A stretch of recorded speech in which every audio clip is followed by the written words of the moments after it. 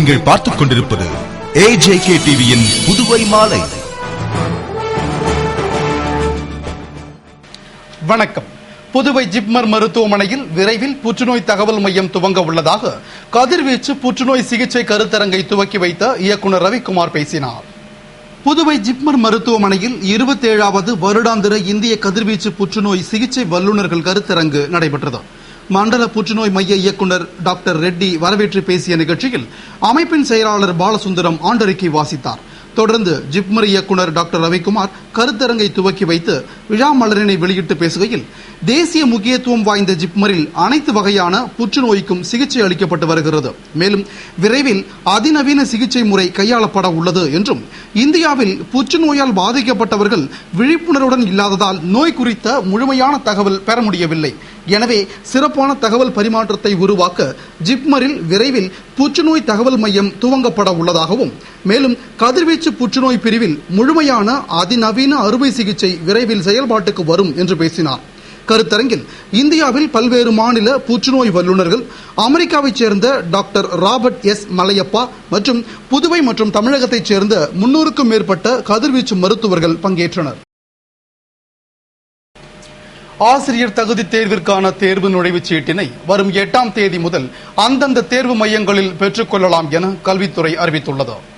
இது தொடர்பாக பள்ளிக் கல்வித்துறை இயக்குநர் வல்லவன் வெளியிட்டுள்ள செய்திக்குறிப்பில், தமிழக ஆசிரியர் தேர்வு வாரியத்தால் வரும் 14ஆம் தேதி நடைபெறவுள்ள ஆசிரியர் தகுதி தேர்வுக்காக கடந்த ஜூலை மாதம் 12ஆம் தேதி தேர்வு எழுதிய புதுவை, காரைக்கால் விண்ணப்பதாரர்கள் அந்தந்த பகுதியிலேயே தேர்வு எழுத அனுமதி அளிக்கப்பட்டுள்ளதால் அன்னை சிவகாமி மேல்நிலைப்பள்ளி, புனித பேட்ரிக் மேல்நிலைப்பள்ளி, அமலோற்பவம் மேல்நிலைப்பள்ளி, திருவள்ளுவர் பெண்கள் மேல்நிலைப்பள்ளி, பெத்திச்சமினார், இமாக்குலேட், சின்னாத்தா, விவேகானந்தா, இந்திரா நகர் அரசு மேல்நிலைப்பள்ளி, ஃபாத்திமா மேல்நிலைப்பள்ளி மற்றும் காரைக்காலிலும் சேர்த்து 13 பள்ளிகளில் 8784 பேர் தேர்வு எழுத உள்ளனர்.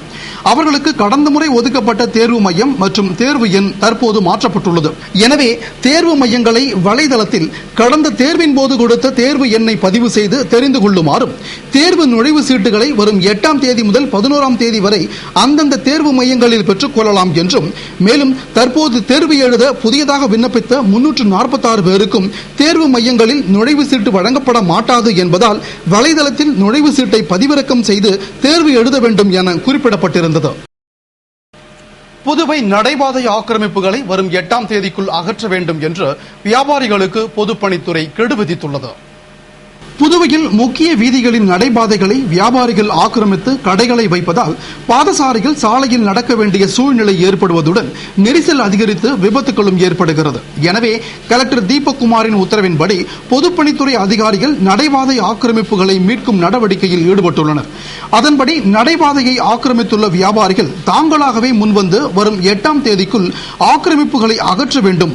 தவறும் பட்சத்தில் பொதுப்பணித்துறை அதிகாரிகளால் 9ஆம் தேதி காலை 10 மணிக்கு பறிமுதல் செய்யப்படும் என எச்சரிக்கை விடுக்கப்பட்டுள்ளது. புதுவை முன்னாள் முதலமைச்சரும் எதிர்க்கட்சித் தலைவருமான வைத்தியலிங்கத்தின் பிறந்த நாளை முன்னிட்டு அரசியல் பிரமுகர்கள் நேரில் சந்தித்து வாழ்த்து தெரிவித்தனர். புதுவை முன்னாள் முதலமைச்சரும் எதிர்க்கட்சித் தலைவருமான வைத்தியலிங்கம் தனது பிறந்த நாளை தனது குடும்பத்தினர் மற்றும் ஆதரவாளர்களுடன் சிறப்பாக கொண்டாடினார். மேலும் தனது பிறந்த நாளை முன்னிட்டு பல்வேறு நலத்திட்ட உதவிகளை அவரது ஆதரவாளர்கள் வழங்கினர். பிறந்த நாளை கொண்டாடிய திரு வைத்தியலிங்கத்தை மாநில காங்கிரஸ் தலைவர் திரு ஏவி சுப்பிரமணியன், சட்டமன்ற உறுப்பினர்கள் நமச்சிவாயம், நந்தா சரவணன், முன்னாள் நகர்மன்ற துணைத் தலைவர் திரு ஜான்குமார், கதிர்காமம் வட்டார காங்கிரஸ் தலைவர் திரு ஏகேடி ஆறுமுகம் மற்றும் பலர் நேரில் சந்தித்து மலர் கொத்து கொடுத்து சால்வை அணிவித்து வாழ்த்து தெரிவித்தனர்.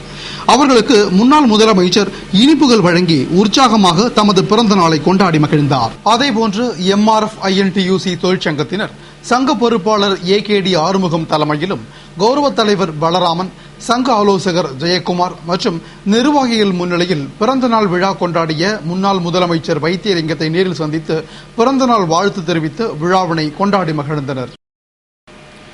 இந்திய தேர்தல் ஆணையம் புதுவை மாநிலத்தில் பாட்டாளி மக்கள் கட்சியை அங்கீகரிக்கப்பட்ட மாநில கட்சியாக அறிவித்துள்ளது என்று மாநில செயலாளர் அனந்தராமன் தெரிவித்துள்ளார்.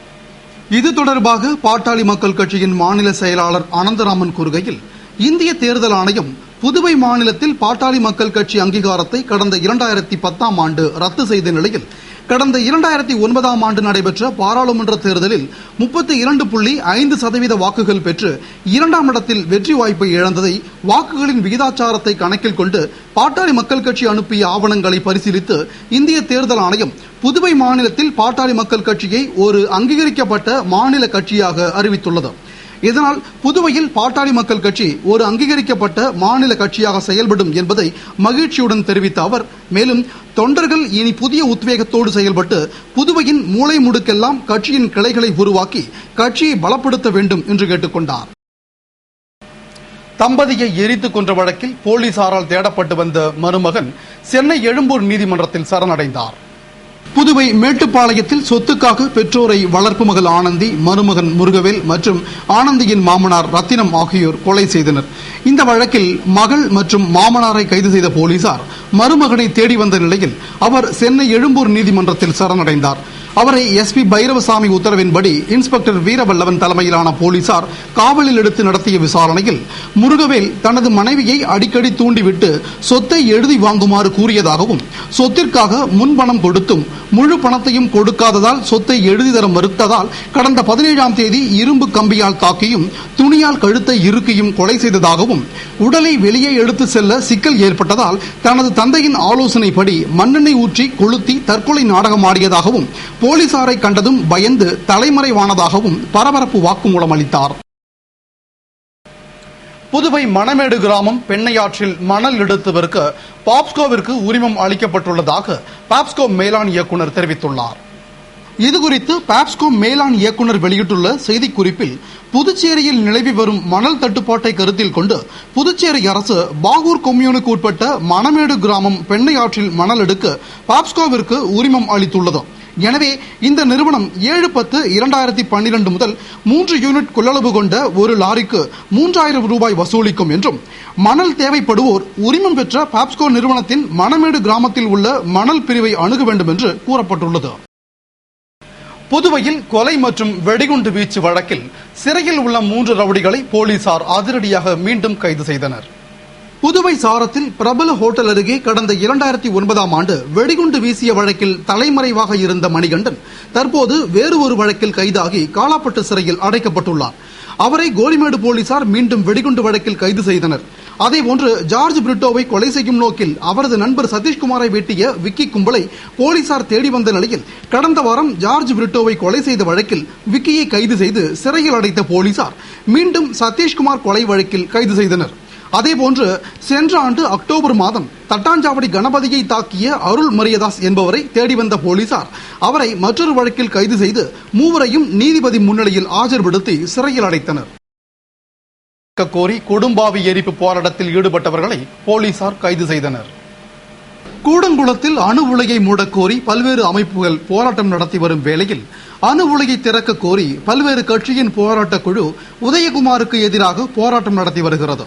அதன்படி புதுவையில் சமத்துவ மக்கள் கட்சி சார்பில் அதன் மாநில செயலாளர் ராமச்சந்திரன் தலைமையில் அக்கட்சி நிர்வாகிகள் மற்றும் உறுப்பினர்கள் ராஜா திரையரங்கம் அருகே உதயகுமார் உருவ பொம்மையை எரித்து போராட்டம் நடத்தினர். இத்தகவலை அறிந்த பிரியக்கடை போலீசார் விரைந்து வந்து உருவ பொம்மையை கைப்பற்றி ஆர்ப்பாட்டம் செய்த 8 பேரை கைது செய்து அனுமதியின்றி போராட்டம் நடத்தி கொடும்பாவியை எரித்ததாக வழக்கு பதிவு செய்தனர். புதுவை நாட்டு நலப்பணி திட்டம் சார்பில் நாட்டு நலப்பணி திட்ட மாநில விருதுகளை முதல்வரின் பாராளுமன்ற செயலர் வைத்தியநாதன் வழங்கினார். புதுவை நாட்டு நலப்பணி திட்டம் சார்பில் லாசுப்பேட்டை தனியார் பள்ளியில் 43வது நாட்டு நலப்பணி திட்ட நாள் விழா கொண்டாடப்பட்டது. விழாவில் சிறப்பு விருந்தினராக முதலமைச்சரின் பாராளுமன்ற செயலர் வைத்தியநாதன் கலந்து கொண்டு கஸ்தூரிபா அரசு மகளிர் கல்லூரி சார்லஸ் கிறிஸ்டோபர், புதுவை பல்கலைக்கழக சமுதாய கல்லூரி முருகையன், கோரவள்ளிமேடு அரசு மேல்நிலைப்பள்ளி முத்து ஐயாசாமி, கதிர்காமம் அரசு மேல்நிலைப்பள்ளி முத்துகிருஷ்ணன், தந்தை பெரியார் அரசு மேல்நிலைப்பள்ளி பக்ரிசாமி, குளூனிப்பள்ளி புனிதவதி, சின்னாத்தாப்பள்ளி அருணாச்சலம் ஆகியோருக்கு மாநில விருதுகளை வழங்கினார். முன்னதாக திட்ட ஒருங்கிணைப்பாளர் பூபதி வரவேற்று பேசினார். இணைப்பு அலுவலர் குழந்தைசாமி, பள்ளிக்கல்வி இயக்குநர் வல்லவன் ஆகியோர் வாழ்த்துரை வழங்கினர். விழாவில் திட்ட அலுவலர்கள், மாணவர்கள் கலந்து கொண்டனர். நிறைவில் கலை நிகழ்ச்சிகள் நடைபெற்றது. புதுவை நெட்டப்பாக்கம் தொகுதி சூரமங்கலத்தில் முன்னாள் முதலமைச்சர் வைத்திலிங்கம் பிறந்த நாளை முன்னிட்டு விளையாட்டு போட்டி பரிசளிப்பு விழாவும் சமவந்தி விருந்தும் நடைபெற்றது. புதுவை நெட்டப்பாக்கம் தொகுதிக்குட்பட்ட சூரமங்கலத்தில் காங்கிரஸ் சார்பில் முன்னாள் முதலமைச்சரும் எதிர்க்கட்சி தலைவருமான வைத்தியலிங்கம் பிறந்த நாளை முன்னிட்டு விளையாட்டுப் போட்டிகள் நடத்தப்பட்டு அதற்கான பரிசளிப்பு விழாவும் சமபந்தி விருந்தும் காங்கிரஸ் நிர்வாகி குமாரகிருஷ்ணன் தலைமையில் திருமலை, பிரதாப், ஆண்டவர் முன்னிலையில் நடைபெற்றது. இதில் சிறப்பு விருந்தினராக வட்டார காங்கிரஸ் தலைவர் ஏகேடி ஆறுமுகம், இளைஞர் காங்கிரஸ் பொதுச் செயலாளர் முத்துக்குமாரசாமி ஆகியோர் பங்கேற்று போட்டியில் வெற்றி பெற்றவர்களுக்கு பரிசுகள் வழங்கி சமபந்தி விருந்தினை துவக்கி வைத்தனர். விழாவில் காங்கிரஸ் நிர்வாகிகள் மற்றும் பொதுமக்கள் திரளாக கலந்து கொண்டனர். இத்துடன் செய்திகள் நிறைவடைந்தன. வணக்கம்.